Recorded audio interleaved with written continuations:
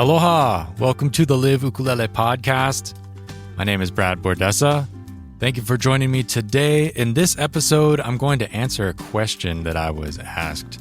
That was one of those moments where I couldn't believe the question, but then I also couldn't believe how it was difficult for me to have a good answer for it. So I wanted to dive into this subject a little bit to kind of create an answer because it's a subject that deserves this. It doesn't deserve to be left unknown. So I want to talk about this and dive into that.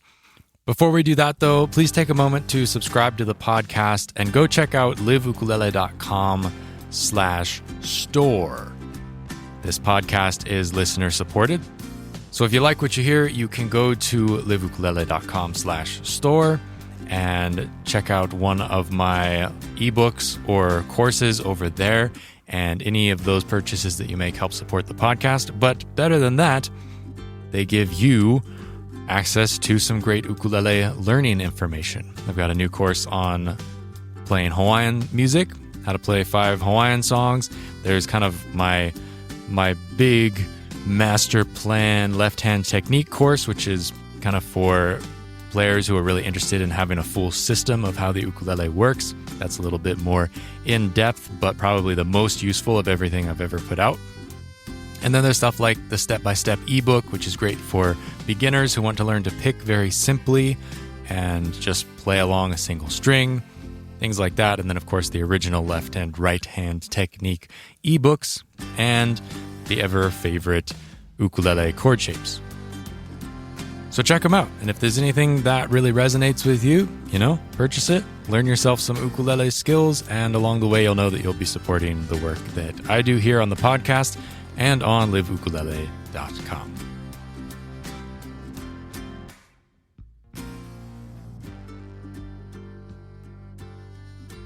So let's get right into it. The question I was asked this by my partner. She watched my newest video on the metronome challenge, where you move from quarter notes to playing eighth notes to triplets to 16th notes.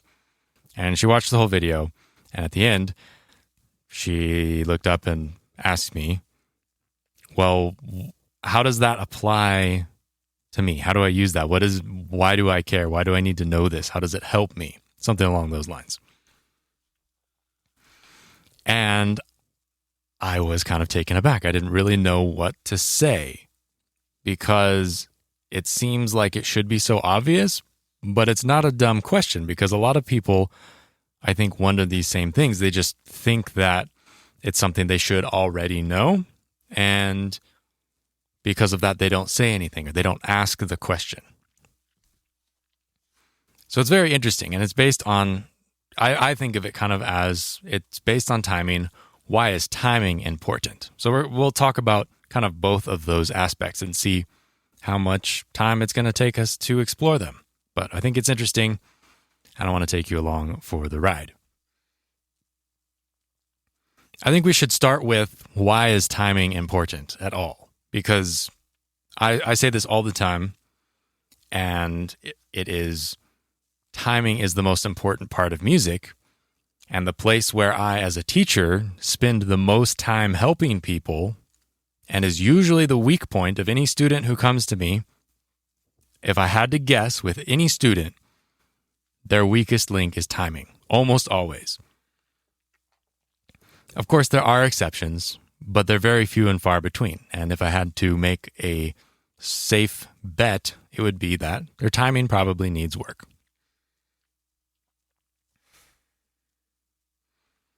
And so, because it's so important, possibly the most important part of music, and everybody sucks at it, why isn't it talked about more? And I'm not really sure, and it kind of bothers me that this isn't highlighted more. We get video lessons on how to do fancy strumming patterns, how to solo, how to play blues, how to do all these different things.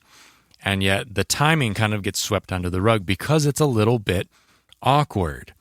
It's one of those things where it is brutally honest and everybody feels dumb when they try and improve their timing.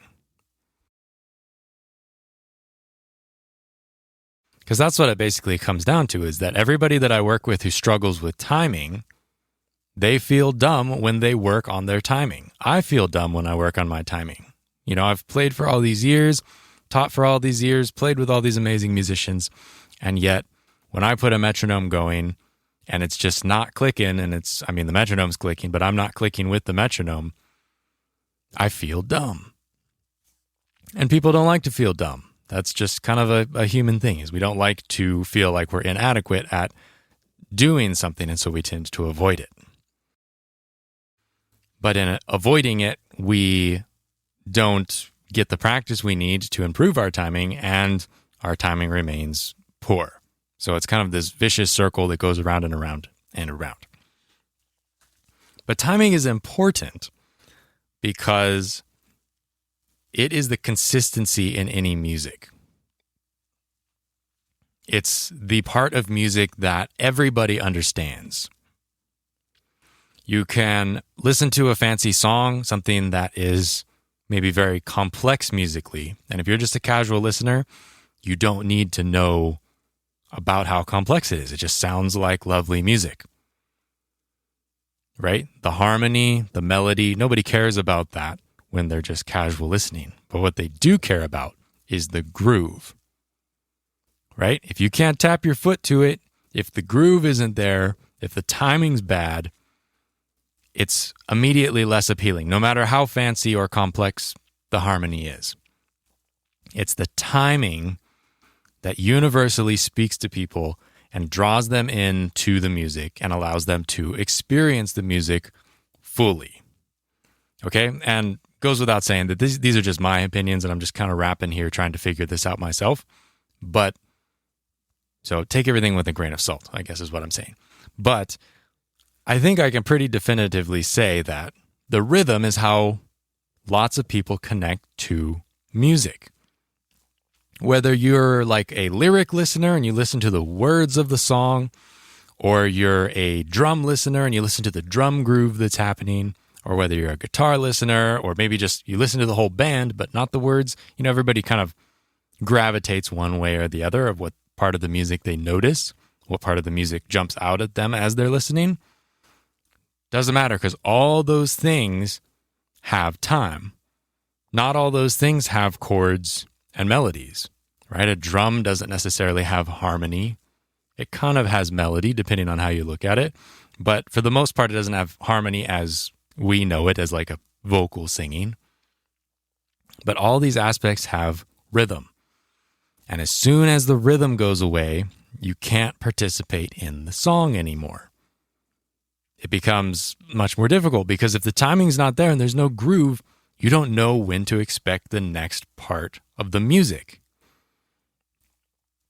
And if you can't expect the next part of the music, you can't dance. If the beat is always moving around, there's no way for you to connect with it and dance so that your feet or your head or your arms or whatever part of your body you're dancing with connects with the next beat. If it's always moving around, there's nowhere to actually land and feel like you're connected to the music and you're able to dance in a way that syncs up with the music. And so when I see people play and their timing wanders all over the place, maybe they drop beats here, or they drop a bar there, or they speed up and slow down, whatever it is, it's very fatiguing for the listener to stay involved, because they have to guess and anticipate and correct in their mind the music that they're hearing. If you're playing and you drop a beat and you go on to the next part of the song a beat early, I have to calculate that in my head, and I have to spend a little bit of brain power. Instead of just enjoying what you're playing, my brain has to go, whoop, we've moved on to the next part of the song. The part that you expected is no longer there.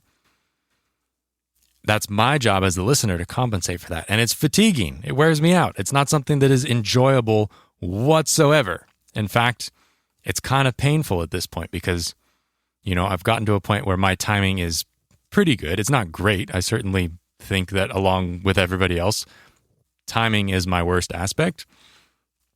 And I think you probably ask any musician, and that's what they're likely going to say, I would think, for most musicians.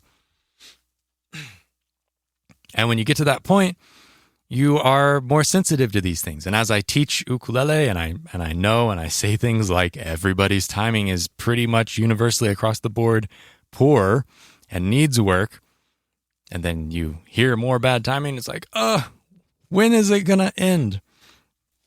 And it's not. And that's fine, because that's my job as an instructor, is you just keep going and you help people try and improve. But it's also, hopefully, conversations like this can help the situation.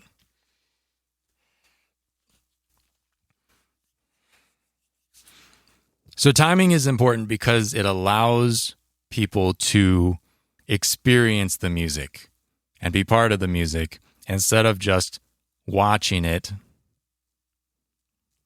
from the outside.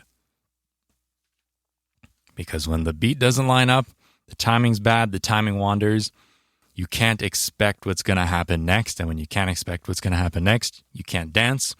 You can't have that physical aspect of connecting with the song, whether you bob your head or tap your foot, whatever. To me, that's a big part of music. And, maybe some people just sit and listen to music. That's fine. That's one way to appreciate it. But such a huge part of culture and humanity is having that dancing aspect and that physical connection to the music. If the timing isn't good, you can't do that. You can't interact in that way. Okay, so that's a little bit of a preview of why you should care about trying to improve your timing. Okay, that's the why. The other part of the conversation is how. How do I improve my timing to get to this place of, playing with the groove so that people can expect what's next and not have to calculate the whole time and compensate for bad timing that they're hearing. And there are many ways to do this. The one that I think I kind of subscribe to the most is just exercising that part of your musical muscles. Playing with things and thinking about timing where you are actively trying to be as predictable as possible. And for me, that is playing with a metronome, because that's really, really one of the few tools that we have that provide that sense of consistency. We have tuners to tell us if our ukuleles are in tune, so that when we strum a chord, we're not just guessing what note pitches are in the chord. Same for melodies. When you play a melody on a tuned ukulele, it sounds in pitch because the tuner told you that it is, to spec, so to speak. It's aligned with a 440 usually, and that means that all the melodies that you play are going to sound in tune with themselves. But our reference on the timing side of things is the metronome. And it's such a scary thing and such a scary word, and people, fear the metronome or they resent it because it's boring and da-di-da-di-da. Whatever it might be to them, what their experience of a metronome is, that is what it is. But what I try and do is allow people to see different angles of playing with a metronome and make it fun. Make it so that it is play, so that when you're playing with the metronome, it's not necessarily, oh, I'm so bad, I can't play with the metronome. It's, let me see if I can get on the click. I don't expect to be great, because timing is something that pretty universally people suck at. So I'm not going to have huge expectations for myself. I'm not going to assume that I'm any good at this. I'm just going to go in with an open mind and see how well I can do. And so the first and most easy way to get playing with a metronome that I know of, that I can think of, is to take the ukulele away. As soon as you're thinking about playing the ukulele, you are kind of changing, you're adding one more layer of thought. You have to think about playing the ukulele and the physical motions that it takes to play the ukulele. We've been programmed from a super young age to be able to clap, though. And so clapping, to me, is the most natural, easy way to build that sense of timing within you, because you're doing a physical motion that is very, very familiar to almost everybody. And, we think about playing the ukulele as like, oh, I'm an ukulele player, or ukulele is my instrument. An instrument is just a way to get the job done. It's a tool. Instrument, like think about a doctor. They have their instruments, and they might not look anything like a musical instrument, but they're there to serve a purpose. The doctor is skilled with the tools so that he can do the surgery, or she, or, whether they have to cut an incision or stitch somebody up or put the needle in, whatever it might be that the doctor does, they have tools for that. And as a musician, your instrument is your tool. So the music doesn't come from the instrument. It comes from the musician. And so the music is in you already. So if it feels silly to just clap, it's like, well, I'm not going to be just clapping for a performance. That may be true, but the clapping is going to help the musicality within you that the ukulele then will bring out at a later time. So if you can't clap, working on your timing in such a simple manner with a physical motion that's so familiar, then you're going to have trouble expressing it on the instrument that is supposed to let you express your skills. So you put the metronome going and you clap. You try and cover the metronome's click with your clap, and you get used to, oh, I'm not on the click. Where is it at? How do I predict where it's going to be with my clapping? And you try and cover it up. That is playing with the metronome at the most basic level and the most foundational level. And if you haven't done this and you can't do this, you should probably spend time doing it until you can. And for me, it's like a game. Don't think of it as a drudge. Try and think of it as a game. Whether maybe you're commuting or something and you have a lot of time in your car or on the airplane or whatever, and you can put in an earbud or play it on the radio, whatever way of listening you have. Put that metronome click going and either clap or tap and just try and match yourself to the metronome so that you can begin to anticipate the timing, because the metronome doesn't move. That's the beauty of it. Just like the tuner tells you that A equals 440 every single time, the metronome tells you that 60 BPM is 60 BPM every single time. So that click doesn't move, and you have to align yourself to that click. By doing this, you are improving your internal sense of time, right? This is the skill that is within you. It's not in the instrument. It's like the doctor knowing how to do a certain type of surgery. The instruments don't know how to do that. The doctor knows how to do that. So as a musician, you try and build these musical skills so that when the time comes, you can express them through your instrument. And building your internal sense of time is one of those things that can be done outside of needing to hold an instrument, which is why, if anything, timing should be one of the easiest things to practice, because you can practice it anywhere without needing to have an instrument, without needing to really even make noise. Like I said, you could put your earbud in and just tap on your leg and make virtually no noise whatsoever, and you can practice your timing, practice anticipating where that click is going to be. Because if you can get to a point where you're anticipating where the click is going to be, when it's time for you to synthesize that timing on your own, you're going to have a little bit more of a reference for how it should go, right? How it should be, what it should sound like, how that steadiness should be, right? If we go back to the doctor again, the doctor learns how to do a surgery, the steps that are taken, and the more they learn about it, right, the more times they do that surgery, the more and more honed their skills are. You want to go to the surgeon who's done the surgery 1,000 times. That is the person you want to deal with, because they are very comfortable in those motions and they can anticipate exactly the steps they're going to need to take. Same for a musician, just a music doctor, right? That is what you're trying to do, is build that musical vocabulary and that musical confidence that even without the click, you know what it's going to feel like as if the click were there. And being able to do that, to create that anticipation, play your music at a pace that is steady, that is going to allow you to connect with whoever's listening, your audience, or just yourself, right? If you're listening to something that sounds steady and confident and the timing's solid, it's going to be more satisfying for you to play instead of feeling like the whole time it's like, well, I'm playing it like this, so it must be right. But at the same time, it doesn't seem like it's right. It doesn't feel right.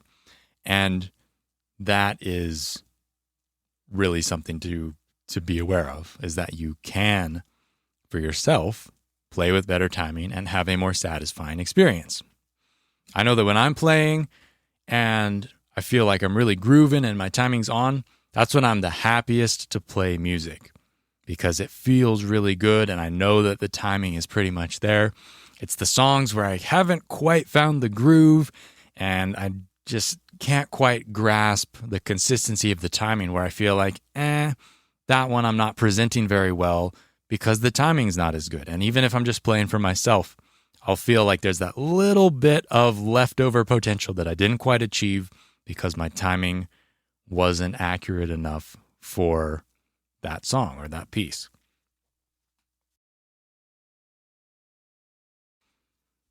And so if clapping along with the metronome is kind of the easiest thing that you can do, which it basically is, besides just listening to the metronome, which I don't think helps. It does help to a certain extent. And once you're at a certain level, I believe that having the metronome on and just listening to it does help, because you just in your head, you begin to anticipate where the click is going to be. That's great.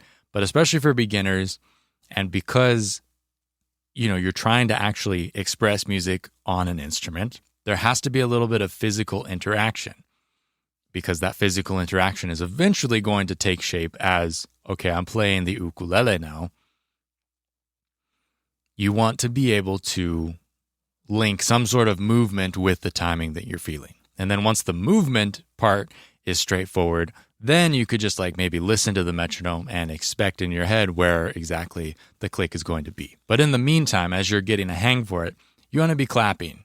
You want to be chucking your strings. You want to be whatever it is that you're doing to capture that sense of timing. And so clapping on the click is a very basic exercise that you can do. But as you get better, and as you can anticipate exactly where the click's going to be every time, you can continue to improve your internal sense of timing by playing other games with the metronome. Basically, you're tightening up your tolerances so that instead of just being able to do one movement or one surgery, when you can clap, say, on the offbeat, like in between the claps, whatever the eighth note, the even eighth note would be in between the claps.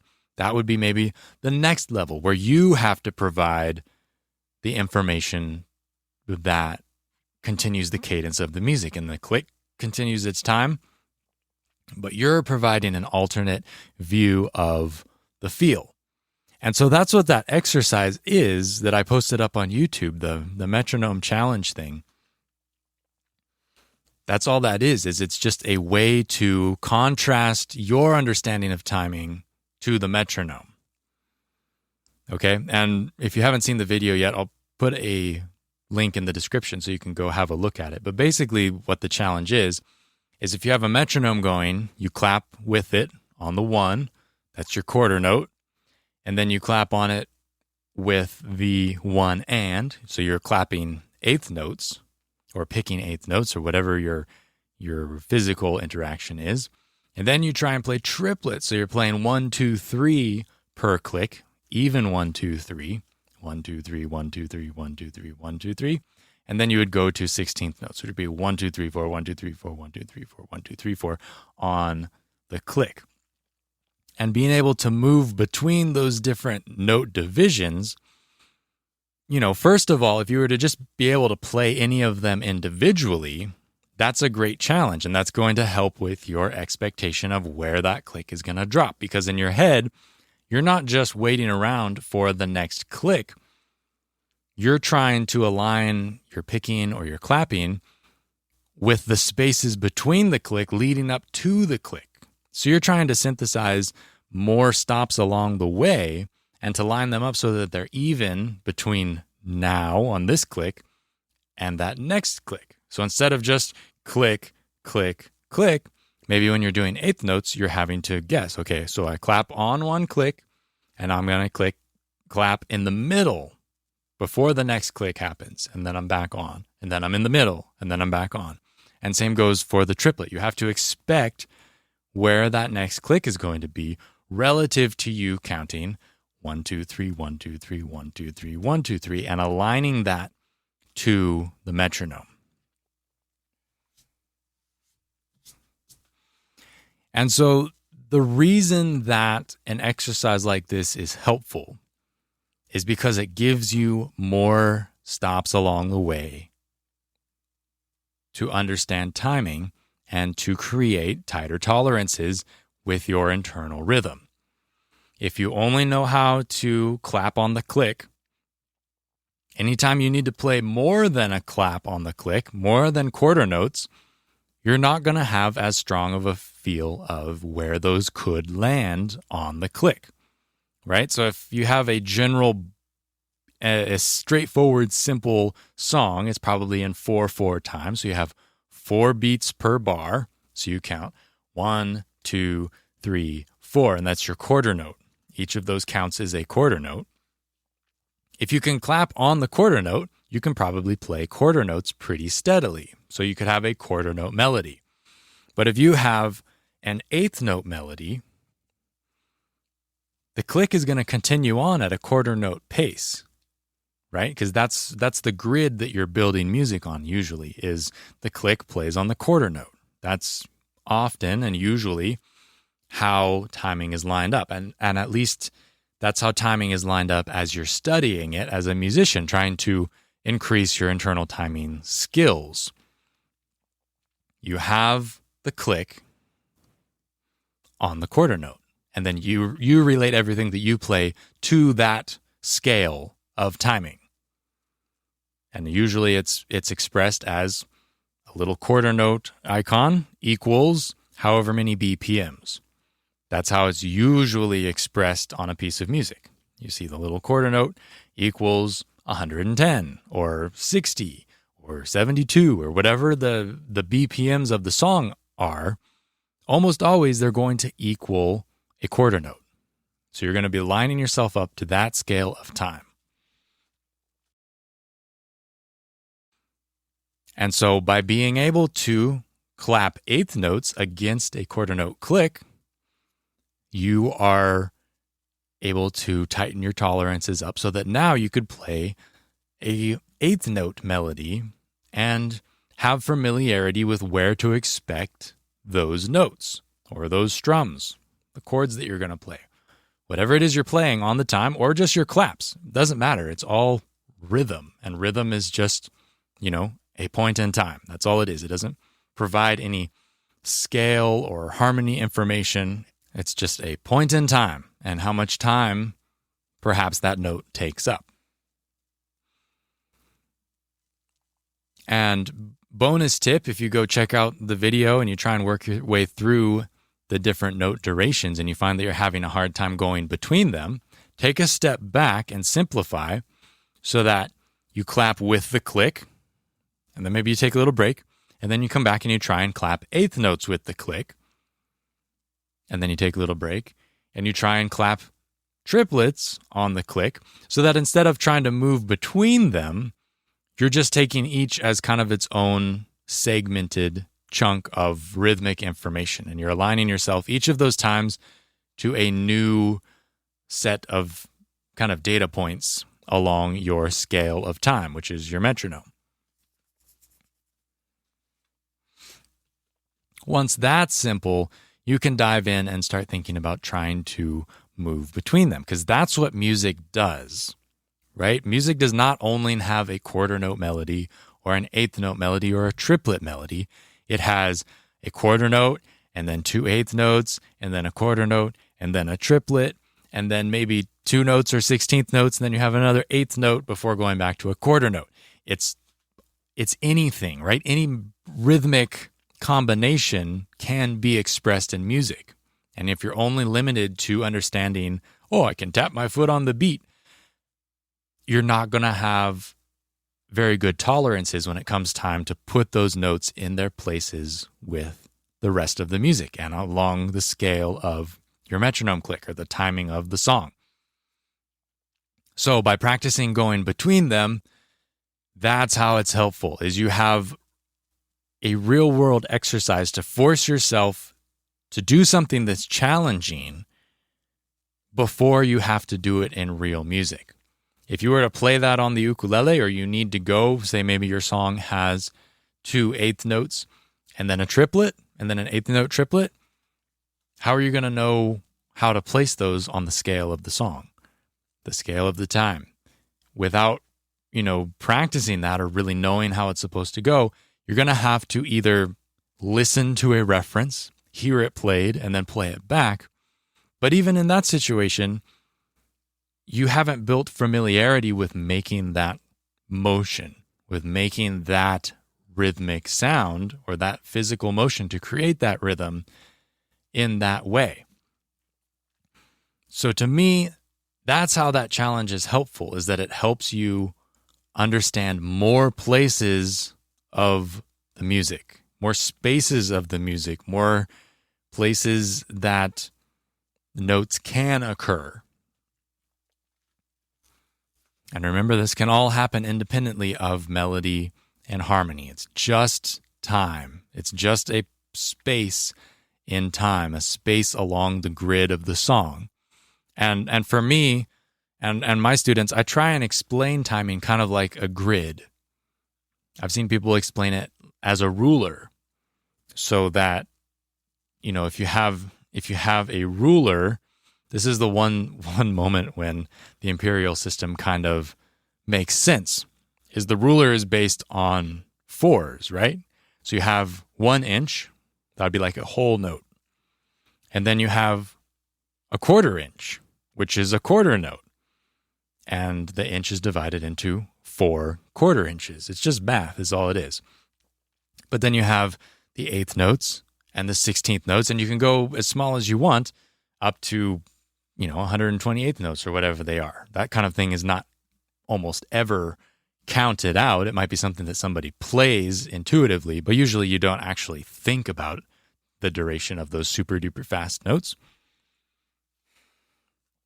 But if you put things on the grid, they should all line up in their respective spots so that you can expect what's coming next. If the timing's good, everything fits on the grid, and you can expect where the next part of the grid is. The trippy thing is all of this happens in just like microseconds in your brain. Your response to music when you play a note, it's all happening at just miracle speeds inside of your head. How you interpret the music, how you decide when to play or when not to play. And so a lot of what we're doing here is trying to internalize the rhythm so that you don't have to think about it. If you have to think about it, you're still kind of just like really baby steps with timing. You want to be able to be comfortable enough with the timing that you can forget everything that goes along with the timing. So you don't have to think about the timing. If you're playing a complicated song and you're the guy in the back going 1, 2, 3, 4, 1, 2, 3, 4 to keep on track, that's probably not going to cut it because the rest of the song is complicated and you've got to think about other things. But if you've practiced getting your internal timing synced up so that when you do play, it is relatable and something that other people can expect, then you're going to have more brain space because you can forget about the timing side of things. You can just let the timing go on autopilot and you can just play maybe the more complicated melody or the harmony part that you need to be actively thinking about. And the timing can just kind of go on the back burner and be, like I said, autopilot.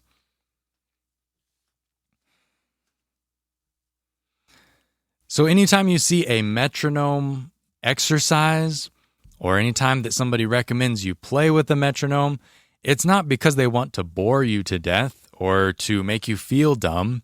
It's because there's real value in aligning yourself to that timepiece and the time of the metronome that is undeniably accurate, because then you can learn to train yourself to expect in the right place. So when you go to place a note, it goes to the place that everybody coming together, like kind of the collective understanding would say, yes, that's in the right place. And if you don't have a chance to practice this and to work with a metronome and to try these different exercises, you're not going to have as good a feel for placing that note in just the right spot that everybody agrees, yes, that is where I was expecting it. It might not be the note that somebody expected or even the rhythm that somebody expected, but when they do hear it, all the pieces line up and they create a breadcrumb trail back to the timing that they do expect. That's why if you listen to great players play, a lot of time there's push and pull with their rhythm. They play things that are kind of like right on the rhythm, and then they play things that are off the rhythm that kind of pull against your intuition of what you're feeling in the song, and then they come back to it. And the only way you can go away and play things, and when I say playing things that are kind of against the timing, I'm thinking like triplets, things that don't necessarily match your expectation of click, click, click, click. Things that are a little bit more abstract. Like when you play a triplet, you're placing 3 over 2. And so that note or that rhythm duration is a little bit off. It feels a little lopsided. It's not exactly what we expect. But if you do it right, you can still expect those notes in the correct spot so that when you go back on the beat, then everybody's like, oh, I saw what he did there. It led us back to this same spot that we were all expecting. He just got there in a different way, but it was still musical because it was in those expected places on the grid as he went.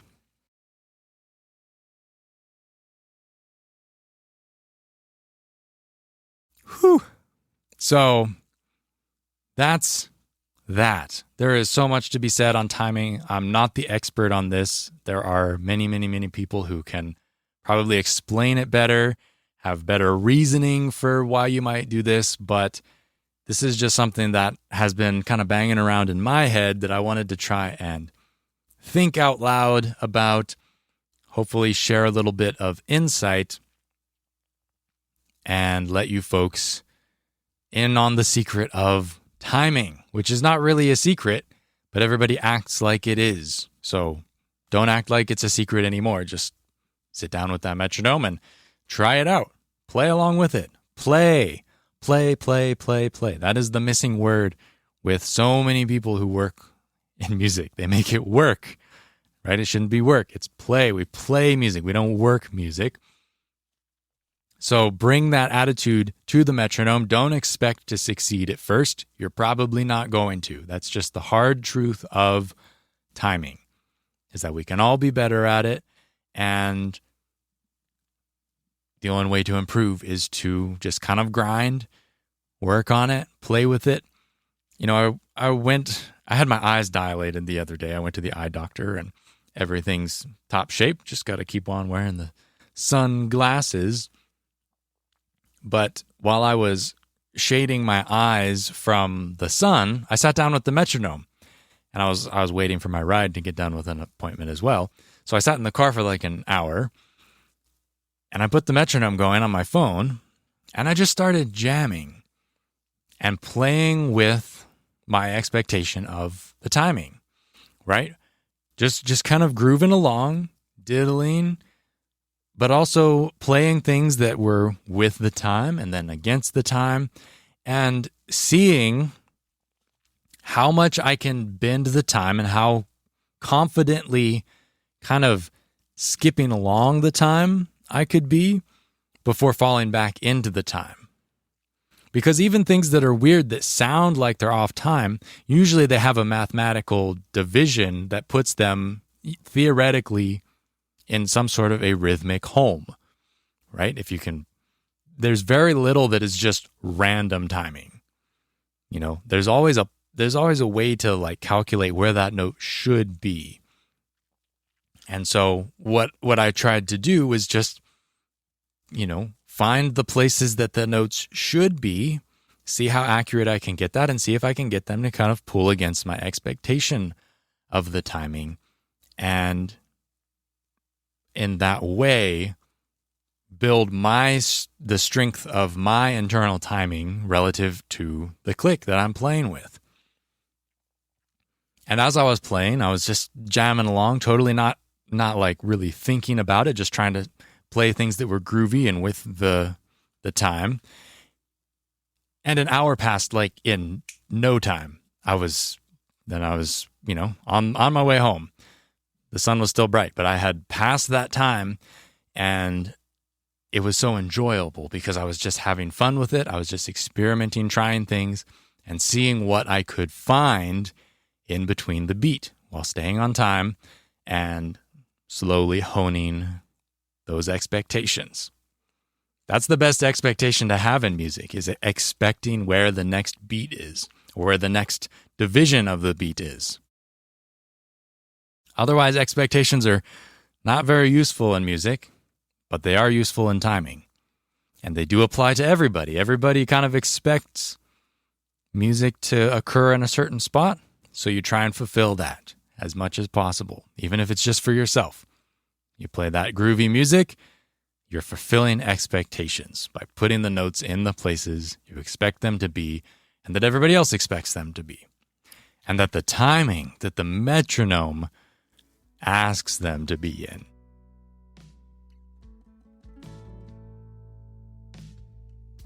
Okay, so with that, I wish you the very best, and I encourage you to get hold of a metronome. I've got a couple kicking around here. I have an old Franz, like mechanical metronome that's super nice because it makes a nice wooden kind of talk as it goes around in circles. That's super fun just because it kind of has a vibe to play along with. I have my Boss DB30, which is very kind of digital and not very nice to listen to, but still a click. And then there's always Pro Metronome, which is an app that you can get, I believe, for Apple and Android. Super great. I can't believe it's free. It's really the only metronome solution I would consider using on a phone. But there's no reason not to have a metronome. They're so easy to get. Even if you buy a dedicated one, they're pretty cheap. It's something that'll last you forever. Even some tuners have them built in. And it's an indispensable practice tool, something that you can just really go as far as you could possibly imagine with. And you'll always have something to do. You'll never be bored if you play along with the metronome and you find the joy in playing along with the metronome. It's like a little band.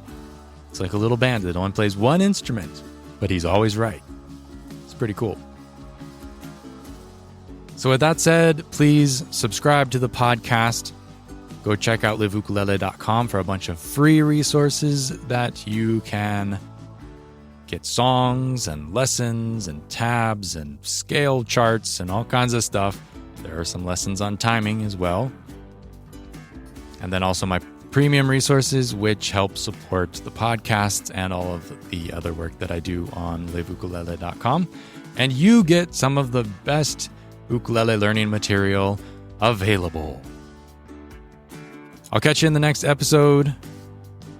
Until then, all my very best. Aloha.